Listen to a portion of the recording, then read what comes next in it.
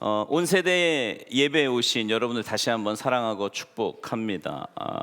우리 천평한 공동체가요, 신앙의 유산, 이 유산이 다음 세대의 자녀들에게 잘 전수되기를 바랍니다. 그래서 우리 사랑하는 자녀들이 신앙의 다른 세대가 아니라 다음 세대가 되기를 주님의 이름으로 축복합니다.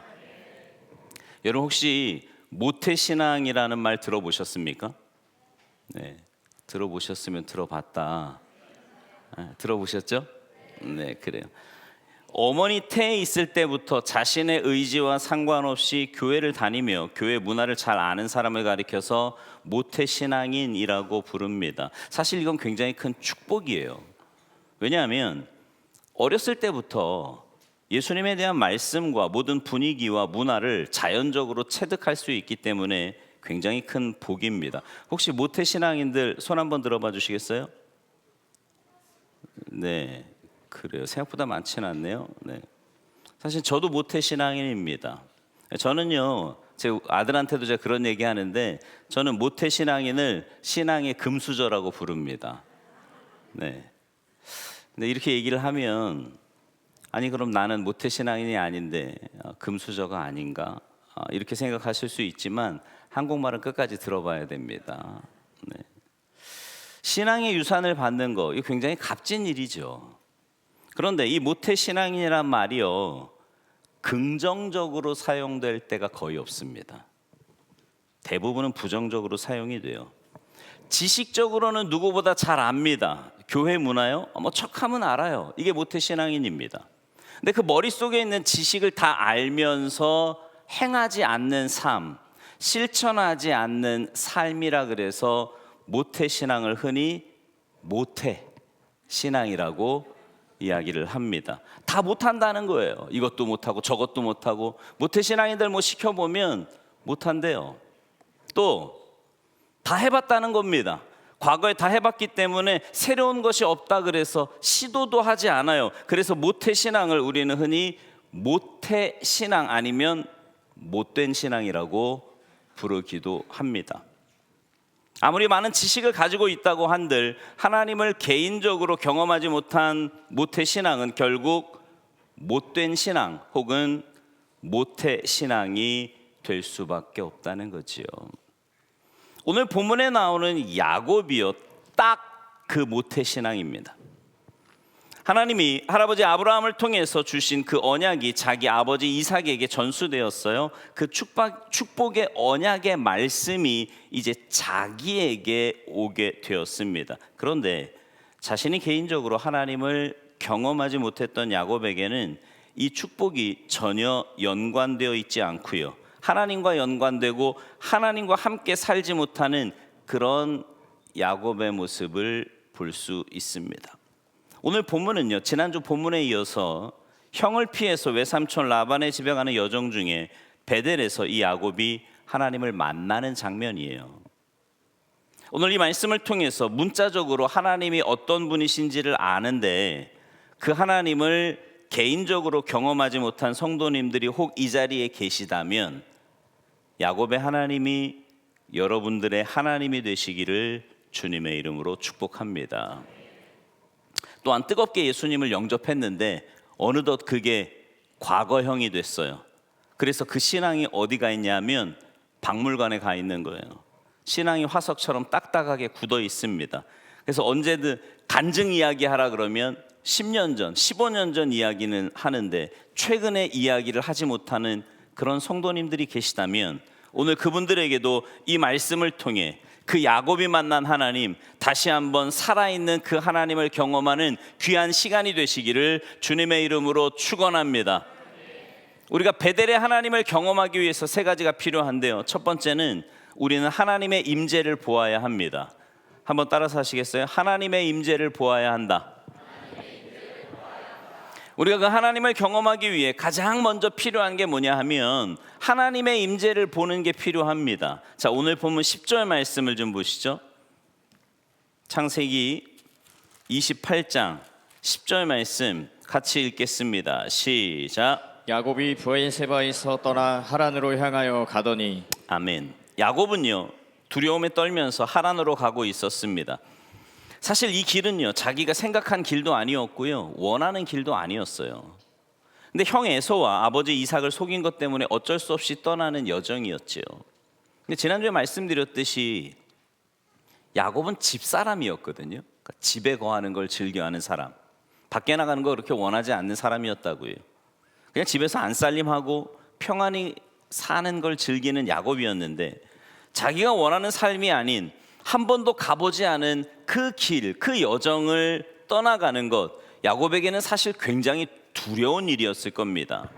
성공은 고사하고 생존까지 위협받는 고달픈 나그네의 여정이 시작된 거지요. 여러분, 야곱을 한번 상상해 보십시오. 이때 야곱을 터벅터벅 걸어가며 그런 생각하지 않았을까요? 내가 엄마 아빠를 다시 만날 수 있을까? 그리고 지금은 내가 도망가지만 언젠가 집으로 돌아갈 수 있을까?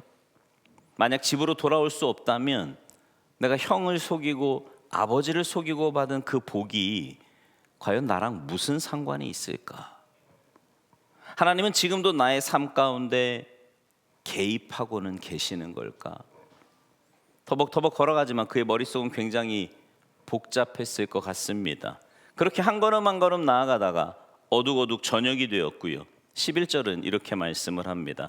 자, 11절 말씀 같이 보죠. 시작. 한 곳에 이르러는 해가 진지라 거기서 유숙하려고 그곳에 한 돌을 가져다가 베개로 삼고 거기 누워 자더니. 자, 캄캄한 밤에, 그 전까지는 자기 집이 있고 따뜻한 이불이 있고 먹을 것이 있고 쉴 곳이 있었는데, 캄캄한 밤, 아무도 없는 곳에서, 생명의 위협을 받는 곳에서 이불 하나 없이 돌 하나를 옮겨다가 그걸 베개 삼아 누워있는 모습이 지금 야곱의 모습이에요.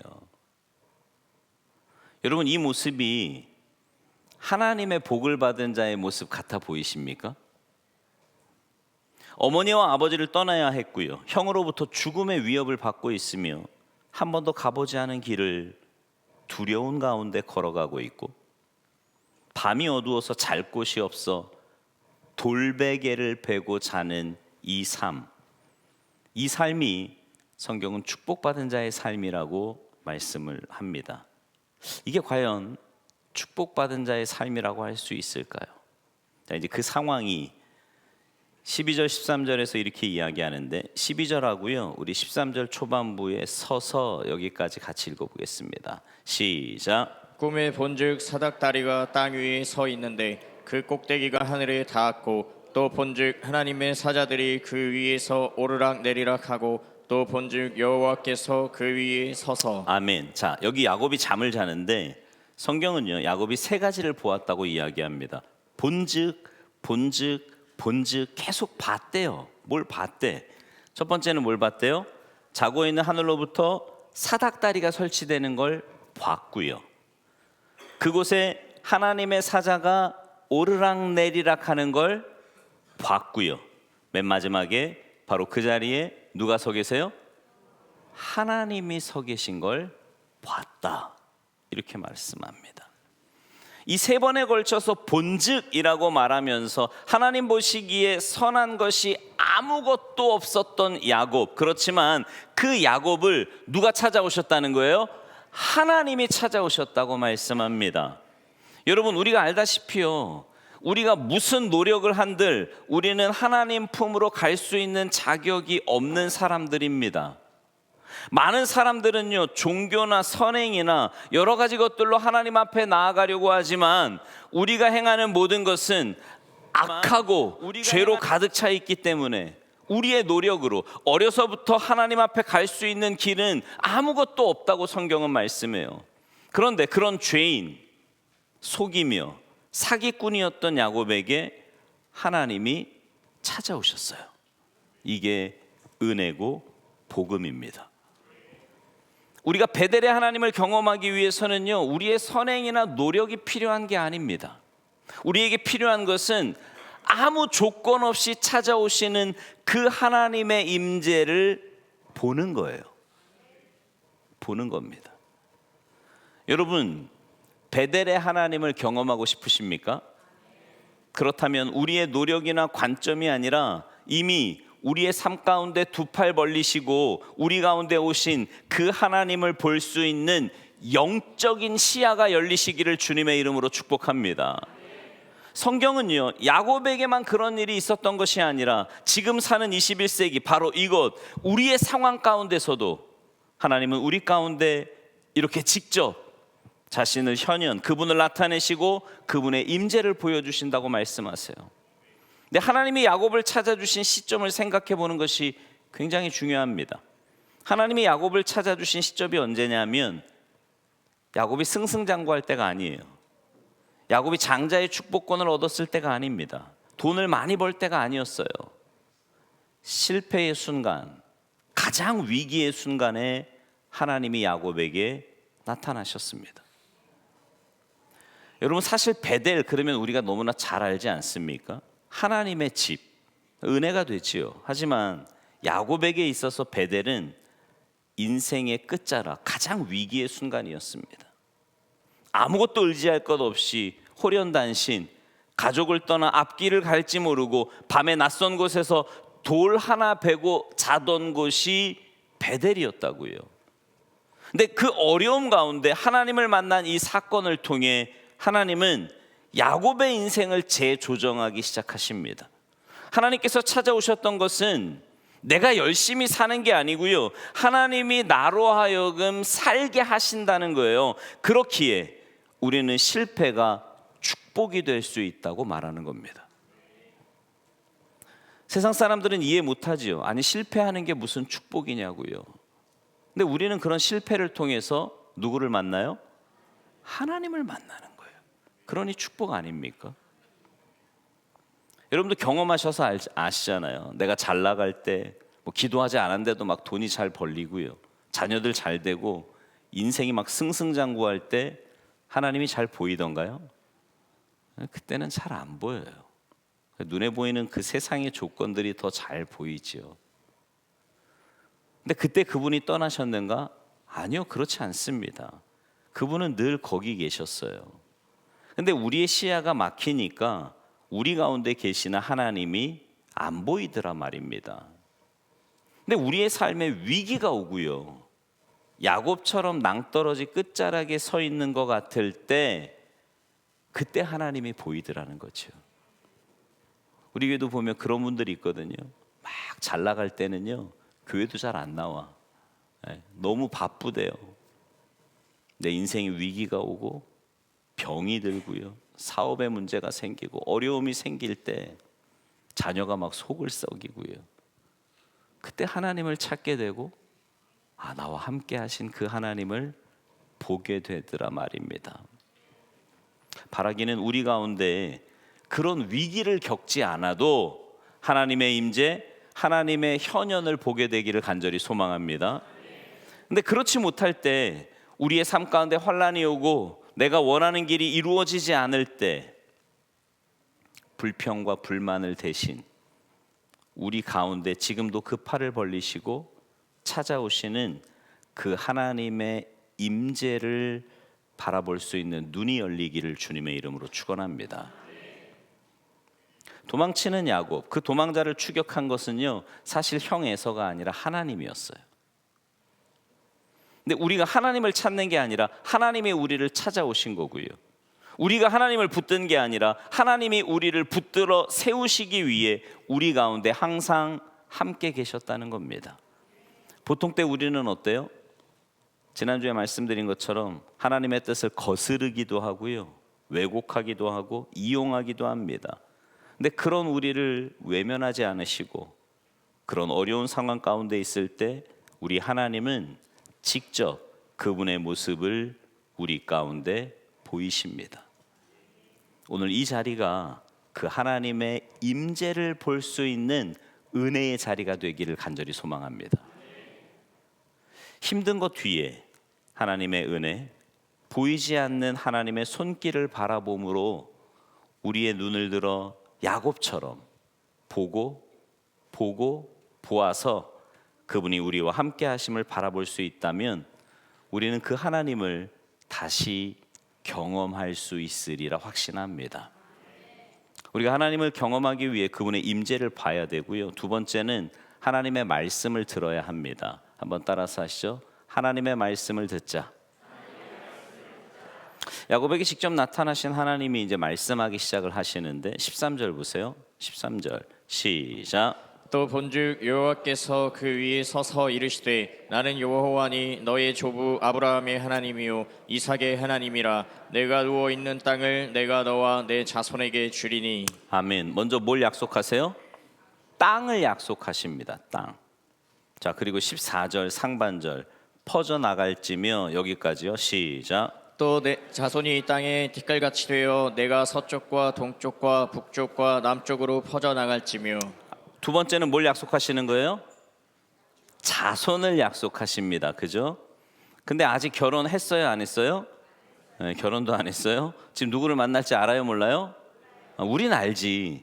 근데 야곱은 지금 모르잖아요. 그죠? 몰라요.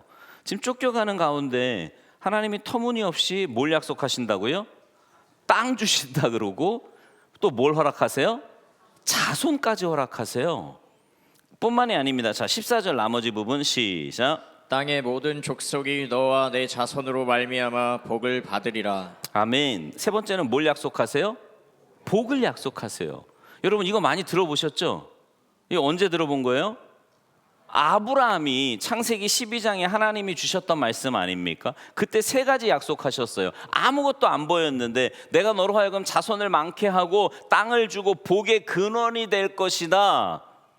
그리고 그 하나님의 약속이요, 그 아브라함에게 그친 게 아니라 이삭에게, 그리고 이삭의 아들 야곱에게 지금 말씀하고 계시는 겁니다. 이렇게 세 가지를 약속하셨을 뿐만 아니라 불안에 떨고 있던 그 야곱에게 한 가지를 더 약속해 주십니다. 그게 15절이에요. 15절 시작. 내가 너와 함께 있어 내가 어디로 가든지 너를 지키며 너를 이끌어 이 땅으로 돌아오게 할지라. 내가 내게 허락한 것을 다 이루기까지 너를 떠나지 아니하리라 하신지라. 아멘. 의심이 많았던 그 야곱에게 다시 한번 말씀하시는 거예요. 내가 너 떠나지 않을 거야. 떠나지 않을 거야. 너 다시 올 때까지 너랑 함께 할 거고 너에게 복을 줄 거다. 이렇게 말씀하고 계시는 거죠. 여러분 사실요, 이 이야기는 야곱이요 아버지 이삭을 통해서 귀에 못이 박히도록 들었던 이야기입니다. 너가 복의 근원이 될 거다. 내 자손이 하늘의 별과 같이 땅의 모래와 같이 많아질 거야. 너가 이 땅을 차지하게 될 거야. 이 이야기를 수도 없이 들었을 거라고요. 그런데 개인적으로 하나님을 만나지 못한 야곱이 어때요? 그냥 지식이에요. 그냥 잘 아는 얘기입니다. 그냥 자다가도 그냥 툭 치면 아 그렇지. 나는 복의 근원이 될 거고 뭐 자손 많아질 거고 땅을 받을 거고 이렇게 줄줄줄 나올 수 있도록 수많은 지식을 알고 있었지만 하나님을 개인적으로 경험하지 못하고 아버지를 통해 할아버지를 통해 간접적으로 들었던 그 말씀은 야곱의 삶을 전혀 바꾸지 못했어요. 그냥 전혀 영향력이 없는 그냥 모태 신앙인, 못된 신앙인으로 그렇게 살아왔단 말입니다. 그렇게 야곱은요 하나님을 신뢰하기보다 자기의 꾀, 자기의 노력을 신뢰했고 사람을 속이고 자기가 원하는 걸 가지려는 그런 삶을 살 수밖에 없었던 겁니다. 근데 과거의 모습을 보면 이제 야곱이 이해가 됐지요. 왜냐하면 야곱은 한 번도 하나님을 만난 적이 없는 거예요. 인격적으로 하나님을 만난 적이 없어요. 근데 오늘 본문에서 베델은 하나님께서 처음으로 야곱과 대면하신 장소입니다. 야곱에게 말씀하신 그 순간 야곱은요 그의 삶이 180도로 바뀌어요. 주님을 만나기 전과 주님을 만난 이후의 삶이 완전히 바뀝니다. 수없이 들었던 말씀, 그냥 자동으로 외웠던 그 말씀이 이제 하나님이 직접 말씀하시면서 아 이게 문자적으로 죽었던 하나님, 그냥 누군가에 의해서 만들어진 이야기가 아니라 살아있고 지금도 말씀하시는 그 하나님이 나의 하나님이 되는 것을 경험한 겁니다. 이게 어떻게 가능해요? 말씀을 들었기 때문에 가능한 거예요. 여러분 모두가 야곱처럼 이 하나님의 말씀을 듣는 은혜가 있기를 주님의 이름으로 축복합니다. 지식적으로만이 아니라 그 지식이 우리의 삶을 꿰뚫고 우리의 마음을 꿰뚫어서 나의 말씀으로, 레마라 그러지 않습니까? 레마. 하나님이 나의 하나님이 되시는 그 경험하시기를 간절히 소망해요. 그 말씀은 아직 예수님을 영접하지 못하고 주일날 그냥 참관하시는 새신자에게도 필요하지만 30년, 40년 오랫동안 신앙생활했지만 아까 말씀드린 것처럼 화석이 되어서 박물관에 있는 우리의 신앙도 회복되기 위해 그 하나님의 말씀이 필요합니다. 하나님은요, 어찌 보면 계속 말씀하셨어요. 계속. 우리가 집중하지 못했다면 오늘 이 시간을 통해 그분의 모습을 보이시는 그 하나님을 볼 수 있는 은혜가, 그리고 그 말씀을 들을 수 있는 은혜가 우리의 삶 가운데 있게 되기를 간절히 축원합니다. 사실 하나님의 그 모습을 보는 것, 또 말씀을 듣는 거는요, 전적인 하나님의 주권이에요. 내가 하나님을 보고 싶다고 보는 게 아닙니다. 내가 믿고 싶다고 해서 믿음이 생기는 게 아니더라니까요. 아마 여러분 가운데도 그런 분 혹시 있지 않을까요? 믿고 싶은데 믿음이 안 생긴다는 거예요. 안 믿어지는 경우가 얼마나 많은지 몰라요. 그냥 예수님이 영접되어서 이 자리에 있는 것, 특별히 모태신앙인 분들에게는요, 이거 굉장히 그냥 자연스러운 것 같지만 누군가에는요, 그토록 갈구하고 그토록 기도해야 얻을 수 있는 굉장히 귀한 보석과도 같은 겁니다. 이 보석을 어렸을 때부터 누렸다고 그걸 터부시하기보다 감사하시고 더 값지게 바라볼 수 있는 우리가 되기를 간절히 바랍니다. 이 하나님의 은혜를 입었다라고 하는 것 그 자체, 하나님이 우리에게 나타나 주셨다고 하는 것, 그리고 하나님이 우리에게 말씀해 주셨다고 하는 건, 이건 굉장히 큰 은혜입니다. 앞에 두 가지, 하나님 전적인 그분의 주권이었다면, 이제 마지막 세 번째는요, 우리의 반응입니다. 세 번째는 뭐냐면 우리는 하나님께 합당한 예배를 드려야 합니다. 한번 따라서 하시죠. 하나님께 합당한 예배를 드리자. 자, 하나님께서 우리 가운데 나타나시고 우리에게 말씀해 주실 수 있지만 그게 끝이 아니에요. 이제 우리가 반응해야 합니다. 이런 언약을 받고 야곱의 반응이 16절과 17절에 이렇게 나옵니다. 자, 16절 17절 말씀 같이 읽습니다. 시작. 야곱이 잠이 깨어 이르되 여호와께서 과연 여기 계시거늘 내가 알지 못하였도다. 이에 두려워하여 이르되 두렵도다. 이곳이요 이것은 다림 아닌 하나님의 집이요 이는 하늘의 문이로다 하고. 아멘. 이 말씀이 뭐냐 하면, 여러분 여태까지요, 하나님은 야곱을 한 번도 떠난 적이 없거든요. 근데 야곱이 생각하기를 하나님은 여기 계시지 않는다 생각한 거예요. 어디 계신다고 생각한 거예요? 아버지가 계신 부엘세바에 계신다 생각을 한 겁니다. 그도 그럴 것이, 그 시대의 신개념은 지역신의 제가 여러 번 말씀드렸잖아요. 그 시대의 신개념은요, 지역신의 개념이에요. 그 지역을 떠나면 그 신은 그 사람을 도와주지 못합니다. 여러분, 이거는 우리나라에도 옛날에 그런 개념이 있지 않았습니까? 한국은요, 지역이 아니라 아주 방마다 하나씩 있었어요. 그죠? 부엌에 가면 부엌신, 뒷간에 가면 뒷간신. 그죠? 그러니까 그 방을 주관하는, 여러분 부엌을 주관하는 신이 뒷간에 가면 힘을 쓰겠습니까? 네, 그런 개념을 갖고 있었던 거예요.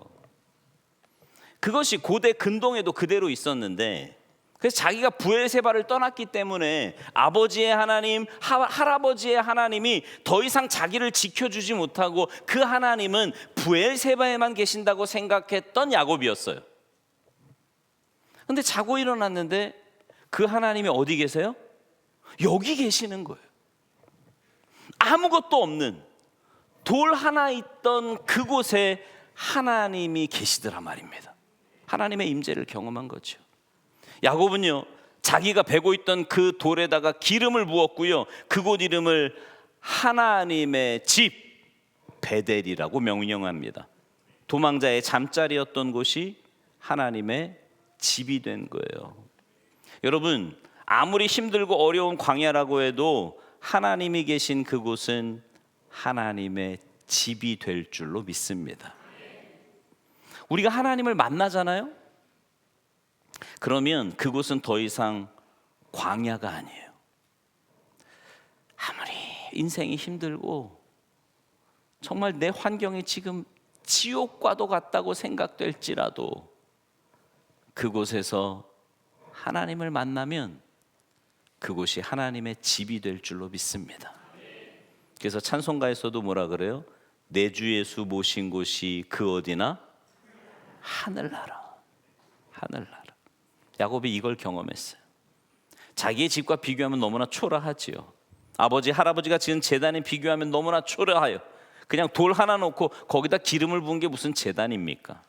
근데 그곳에 하나님의 임재, 자기를 찾아오시고 자기에게 말씀하시는 하나님을 느끼기 시작하자 야곱은 그곳에서 하나님께 예배를 드립니다.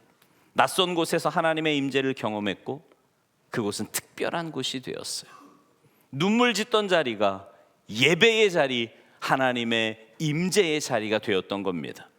오늘 바라기는 여기 있는 모든 분들도 이곳만이 하나님을 찾는 예배의 자리가 아니라 여러분이 있는 모든 곳, 때로는 초라해 보일 수 있고 약해 보일 수 있고 부족해 보일 수 있는 그곳이 하나님을 예배하는 자리가 되시기를 주님의 이름으로 축복합니다.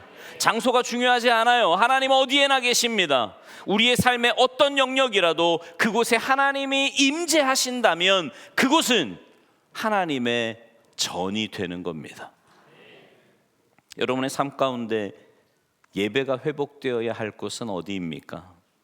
이곳에서는 눈물을 흘리며 기쁘게 하나님을 찬양하지만 이곳만이 여러분의 하나님께 예배하는 자리가 아니라는 거지요. 여러분이 사투를 벌이고 있는 그 가정 또한 그 어디나 하늘나라가 될 수 있고요. 사퇴할까 고민하는 그 회사의 자리가 역시 하나님을 예배하는 자리가 될 수 있다는 겁니다. 바라기는 우리가 이곳에서 하나님의 임재를 경험하고 그분의 음성을 들음으로 인해 이곳만이 예배의 장소가 아니라 이곳을 통하여 우리가 가는 모든 자리가 예배의 자리가 되고 하나님의 임재가 임함으로 인해 그곳 가운데 하나님의 회복을 경험하는 여러분 모두가 되시기를 주님의 이름으로 축원합니다. 하나님을 만나고 하나님의 음성을 듣고 하나님의 임재를 경험했던 그곳이 성경은 하나님의 집, 하늘의 문이라고 얘기해요.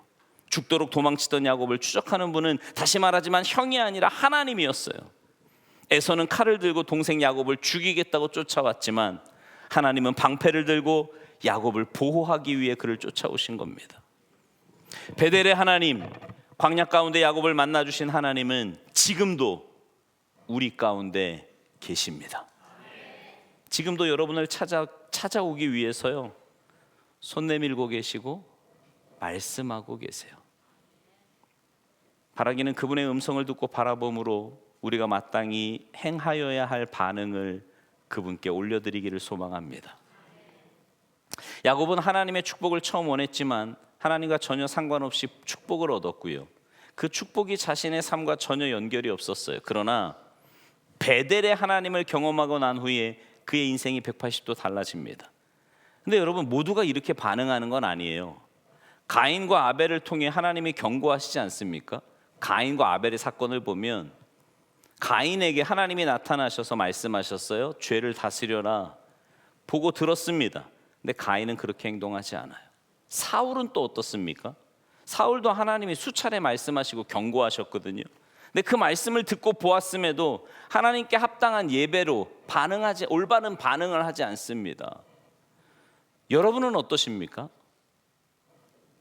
혹 그래 나에게도 하나님이 나타나 주시기만 한다면, 나에게도 그 말씀을 주시기만 한다면 내가 무조건적으로 순종하리라, 내가 하나님을 온전히 예배하리라 그렇게 말하지만 우리의 반응이 다를 수 있다니까요. 여러분은 어떻게 반응하시겠습니까? 바라기는 야곱처럼 하나님의 임재를 보고 그의 말씀을 들음으로 하나님께 합당한 반응, 예배의 자리로 나오시기를 간절히 소망합니다. 베델 사건은요, 야곱에게 있어서 가장 인생의 위기였어요. 어려운 순간이었다고요. 그런데 그곳에서 하나님을 만나자 위기의 자리가 축복의 자리, 은혜의 자리, 회복의 자리로 바뀌었습니다. 왜냐하면 그 하나님은 끝까지 포기하지 않으시고 우리를 찾아와 만나 주시는 하나님이시기 때문입니다. 바라기는 그 하나님을 우리가 보고 듣고 반응함으로 문자적인 하나님에서, 여러분 신앙생활은요 그냥 남이 하는 얘기 듣고 문자적인 하나님을 믿는 게 아니고요, 살아계신 하나님을 내가 만나는 거예요. 그 하나님을 내가 만날 때, 그 하나님의 음성을 내가 들을 때 우리의 삶은 하나님의 은혜와 역사하심 가운데 살아가게 될 줄로 믿습니다. 이런 놀라운 은혜가 어느덧 예전 신앙, 더 이상 감동도 없고 눈물도 없고 십자가를 생각해도 아무 감흥이 없던 그런 성도님들이 계시다면, 오늘 이 말씀이 우리가 주님 앞에서 첫사랑이 회복될 수 있는 귀한 은혜의 시간이 되기를 바라고요. 특별히 오늘 이렇게 온 세대가 함께 모여 예배드리는 우리 참평한 공동체에 속한 여러분 모두가 하나님을 인격적으로 만나시고 그 하나님의 음성을 듣고 하나님의 임재를 체험하며, 그래서 날마다 주님과 행복한 동행하며 사시는 복된 인생들이 모두 되시기를 주님의 이름으로 축원합니다. 기도하시겠습니다. 하나님 감사합니다. 신앙생활을 한다는 건 그저 문자적으로 혹은 남이 하는 얘기를 들으면서 그저 그렇게 종교 생활을 하는 게 신앙생활이 아니라, 살아계신 하나님을 내가 인격적으로 만나고 그분의 음성을 들으며 그분의 말씀대로 올바로 반응하며 살아가는 것이 신앙생활임을 다시 한번 깨닫습니다. 하나님, 우리의 신앙생활이 형식적인 신앙생활 되지 않게 하시고 오직 하나님의 말씀에 의지하여 그 주님의 임재를 체험하며 주님과 행복한 동행하며, 그래서 우리의 삶이 날마다 주님 닮아가는 참된 그리스도인의 삶이 되도록 주님 도와주시옵소서. 감사드리며 예수님의 이름으로 간절히 기도하옵나이다. 아멘.